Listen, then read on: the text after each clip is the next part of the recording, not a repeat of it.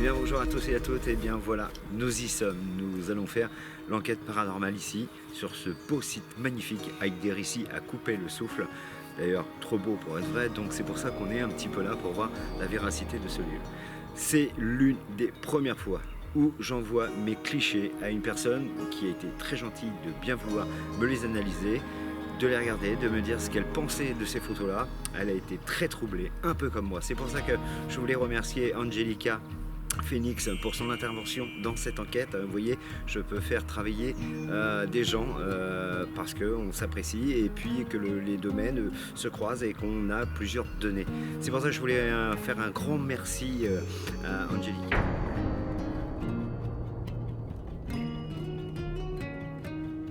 Il y a techniquement une femme qui s'est suicidée ici, qui errait ces lieux. Donc sur le premier cliché que j'ai fait, que j'ai envoyé à cette personne-là, elle a bien vu cette femme-là. Donc, et on était en urbex, hein, vous avez vu la vidéo d'urbex, hein, c'était une découverte pour ce lieu. Et ensuite, on a vu cette masse noire, d'où on a déjà préparé le lieu où on va pratiquement enquêter. Et ainsi que c'est sur cette tour ici que vous allez voir, qui se situe ici.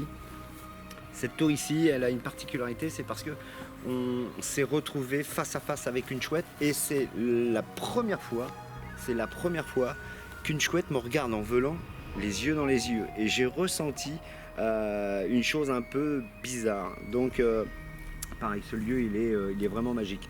Il y avait, comme je vous ai dit dans la vidéo, une tour avec de la poudre où le diable aurait séjourné quelques instants. Des personnes passant par là entendaient les cris des gens, des fantômes et tout.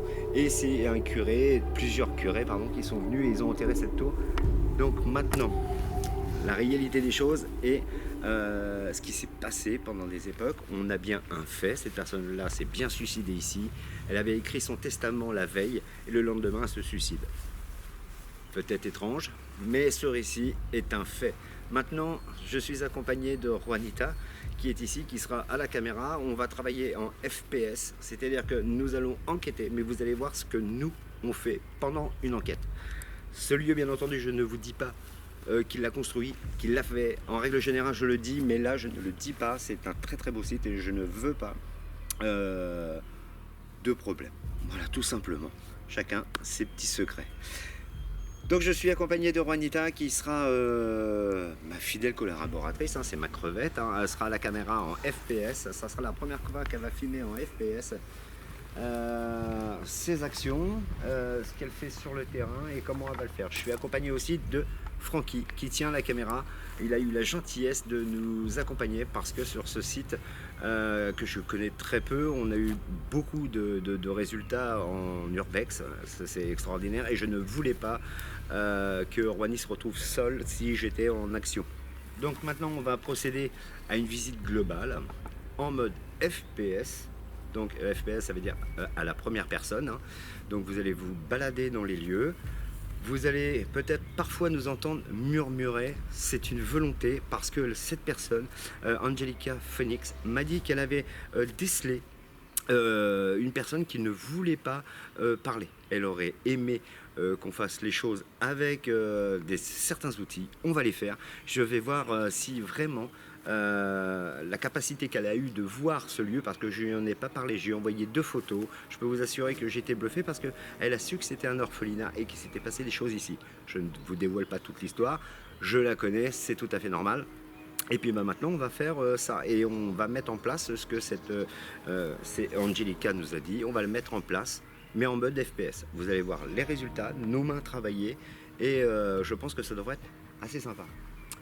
Juani, elle est équipée d'une caméra DJI. La capacité de cette caméra, c'est une caméra qui enlève les rotations, les frottements, les bruits. Elle peut la manipuler. Ça fait que 116 grammes. Je trouve que c'est un très très bel outil. On va voir, elle filme en 4K. On est équipé de lumière, comme d'hab. On va mettre des filtres dessus. Et puis, je pense qu'à un moment donné, on va tous se dispatcher et on va enquêter en FPS solo. Et on va refaire un traçage après. D'accord ? Qu'est-ce que vous en pensez ? Je pense que c'est un bon truc. Je vous laisse profiter de tout ce panorama qui est juste magnifique. Franck va vous faire découvrir.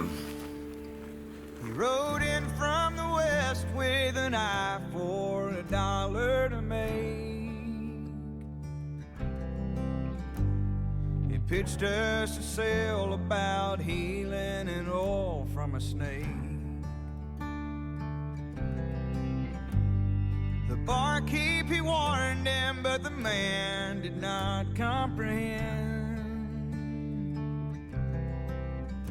how strangers round here disappear like straw in the wind.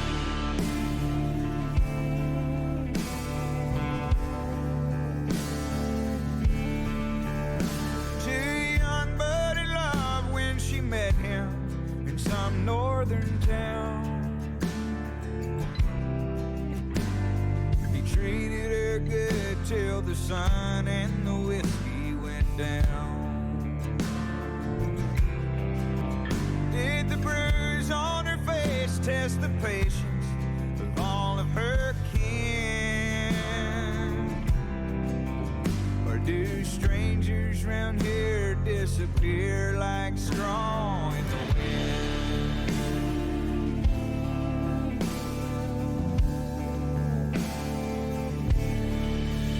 Oh, Jim runs his mouth when he drinks since his wife passed away.